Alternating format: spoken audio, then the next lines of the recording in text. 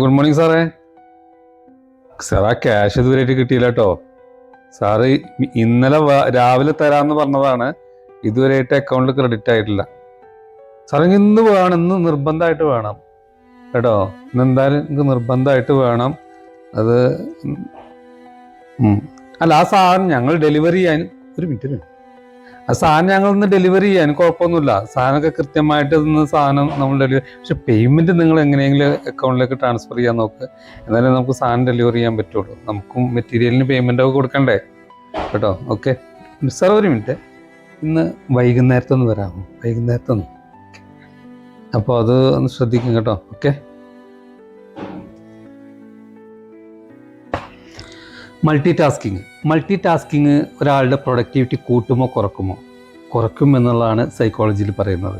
നമ്മളിപ്പോൾ ഒരു മിനിറ്റ് കൊണ്ട് ചെയ്ത് തീർക്കേണ്ട പ്രൊഡക്ടിവിറ്റി അതൊരു 5 യൂണിറ്റ് പ്രൊഡക്ഷൻ ആണെങ്കിൽ, ഇത് മൾട്ടി ടാസ്കിങ്ങിൽ അല്ലെ ഒരു കാര്യത്തിൽ ഫോക്കസ് ചെയ്തുകൊണ്ട് ചെയ്യുകയാണെങ്കിൽ നമുക്കത് അതിൻ്റെ ഡബിളോ അല്ലെങ്കിൽ ത്രിബിളോ പ്രൊഡക്ടിവിറ്റി കൂട്ടി എടുക്കാൻ കഴിയും. മാത്രമല്ല അക്യുറസി, ചെയ്യുന്ന കാര്യങ്ങളിലുള്ള കൃത്യത അതും കൂടിയും ഇതിനകത്ത് കുറയാനുള്ള, മൾട്ടി ടാസ്കിങ് ചെയ്യുമ്പോൾ കുറയാനുള്ള സാധ്യത വളരെ കൂടുതലാണ്. ഇപ്പോൾ മൾട്ടി ടാസ്കിങ് അല്ല, ചെയ്യുന്ന വർക്കിലെ ക്വാളിറ്റി കൂട്ടണമെങ്കിൽ അത് ഫോക്കസ് ചെയ്തുകൊണ്ടായിരിക്കണം ചെയ്യേണ്ടത്. ഒരു സമയം ഒരു വർക്ക് മാത്രം ചെയ്യുക, അതിനകത്ത് ഫോക്കസ് ചെയ്യുക.